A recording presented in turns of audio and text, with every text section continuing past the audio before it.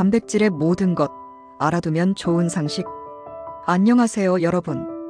오늘은 우리 몸에 꼭 필요한 영양소인 단백질에 대해 함께 알아보겠습니다. 단백질이 근육을 키우는 데 좋다는 건 많이 들어보셨을 거예요. 하지만 사실 단백질은 어린이부터 어르신에 이르기까지 우리 모두에게 필수적인 영양소입니다. 특히 60세 이상이신 분들에게 단백질은 근육을 유지하고 독립적인 생활을 영위하는 데 매우 중요합니다. 이 영상에서는 단백질이 무엇인지, 우리 몸에서 어떻게 작용하는지, 어떤 종류가 있는지, 나이 들면서 근육이 줄어드는 이유는 무엇인지, 그리고 근육을 유지하는 데 어떤 단백질이 좋은지까지 알기 쉽게 설명드리겠습니다. 1. 단백질이란? 먼저 단백질이 무엇인지부터 알아볼까요? 단백질은 탄수화물, 지방과 함께 3대 영양소 중 하나입니다. 우리 몸은 마치 집과 같아서 단백질은 그 집을 짓는 벽돌과 같은 역할을 합니다. 벽돌이 없으면 집을 지을 수 없듯이 단백질이 없으면 우리 몸의 조직을 만들고 유지할 수 없습니다. 단백질은 20종류의 아미노산이 다양한 순서와 조합으로 연결되어 이루어진 고분자 화합물입니다. 이 중 9종류는 우리 몸에서 만들 수 없어 반드시 음식으로 섭취해야 하는 필수 아미노산입니다. 단백질은 우리 몸의 거의 모든 기능에 관여합니다. 예를 들어 소화를 돕는 효소, 몸을 지탱하는 구조단백질, 산소를 운반하는 헤모글로빈, 병균과 싸우는 항체, 그리고 호르몬 같은 신호전달 물질 등 다양한 형태로 존재합니다. 따라서 단백질을 충분히 섭취하는 것이 건강을 유지하는 데 매우 중요합니다. 단백질이 몸에서 작용하는 방식. 이제 단백질이 우리 몸에서 어떻게 작용하는지 간단히 설명드리겠습니다. 우리가 닭가슴살이나 두부 같은 단백질이 풍부한 음식을 먹으면 위와 소장에서 효소에 의해 아미노산으로 분해됩니다. 이렇게 분해된 아미노산은 혈액을 통해 세포로 운반되고 세포에서는 필요한 단백질로 다시 조합되거나 에너지로 사용됩니다.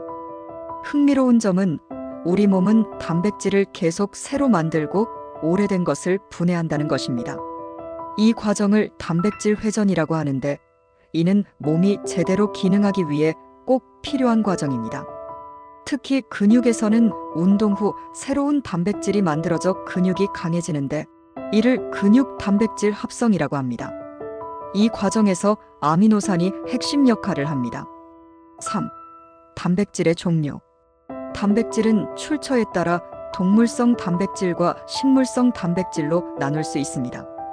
동물성 단백질은 고기, 생선, 계란, 우유, 치즈 같은 것들로부터 옵니다.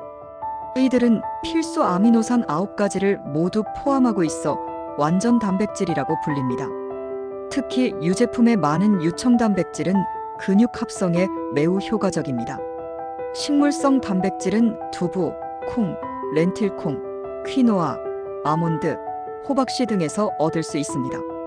대부분의 식물성 단백질은 일부 필수 아미노산이 부족한 불완전 단백질이지만 여러 식품을 조합하면 충분히 보완할 수 있습니다. 예를 들어 쌀과 콩을 함께 먹으면 모든 필수 아미노산을 섭취할 수 있습니다. 식물성 단백질은 섬유질이나 비타민 같은 추가 영양소가 많다는 장점이 있습니다. 4. 노령화와 근육 소실. 나이가 들면서 근육이 줄어드는 문제에 대해 알아보겠습니다. 나이가 들면 근육량과 근력이 점차 줄어드는데 이를 근감소증이라고 합니다. 이는 누구나 겪는 자연스러운 현상이지만 심해지면 일상생활에 큰 지장을 줄 수 있습니다. 30대부터 근육량이 매 10년마다 약 3 내지 8%씩 줄어들고 60대 이후에는 그 속도가 더 빨라집니다.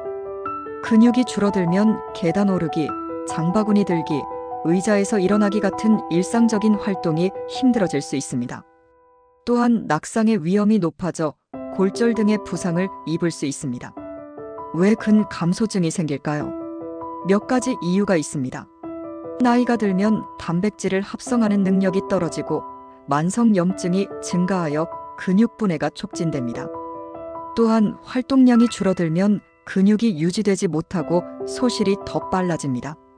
하지만 근감소증을 예방하고 늦출 수 있는 방법이 있습니다.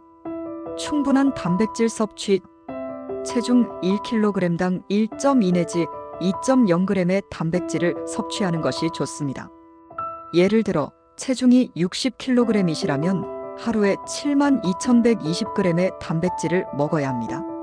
저항 운동으로 의자에서 일어나기, 벽 밀기, 저항밴드 사용 등 집에서 쉽게 할 수 있는 운동들이 있습니다.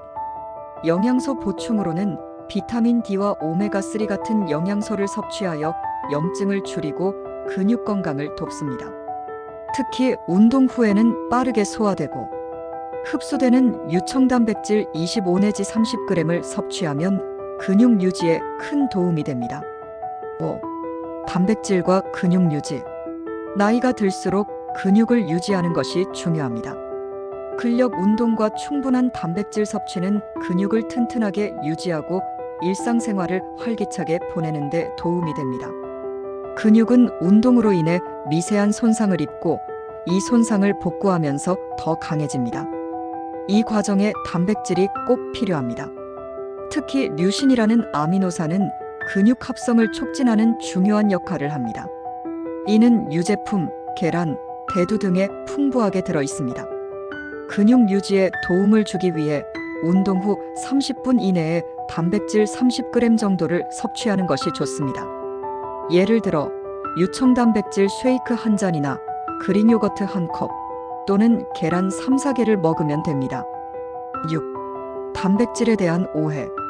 단백질에 대해 몇 가지 오해가 있습니다. 단백질을 많이 먹으면 신장에 무리가 간다.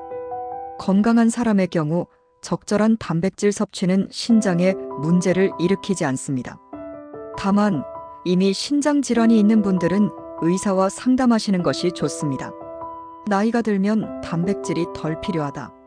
사실 나이가 들수록 단백질 합성 효율이 떨어지기 때문에 오히려 더 많은 단백질이 필요할 수 있습니다. 7. 개인적인 이야기. 저희 어머니께서는 70세가 되셨을 때 근육이 많이 줄어들어 계단 오르기가 힘들어지셨습니다. 하지만 식단에 단백질을 더 추가하고 가벼운 운동을 시작하신 후 다시 활력을 되찾으셨습니다. 어머니는 아침에 계란과 두부를 드시고 점심에는 생선이나 닭가슴살을, 저녁에는 콩이나 렌틸콩을 드시며 틈틈이 의자에서 일어나기 운동을 하십니다. 이처럼 작은 변화로도 큰 차이를 만들 수 있습니다. 8. 결론. 오늘은 단백질에 대해 함께 알아보았습니다. 단백질은 우리 몸에 꼭 필요한 영양소이며 특히 나이가 들수록 근육을 유지하기 위해 충분히 섭취해야 합니다. 이번 주에 단백질이 풍부한 음식을 하나 더 추가해 보시거나 간단한 근력 운동을 시작해 보시는 건 어떨까요? 작은 변화가 건강한 노년을 만드는 첫걸음이 될 수 있습니다. 영상이 도움이 되셨다면 좋아요와 구독 부탁드립니다. 우리 몸은 소중하니까 단백질도 잘 챙겨 드시고 운동도 열심히 하세요. 감사합니다.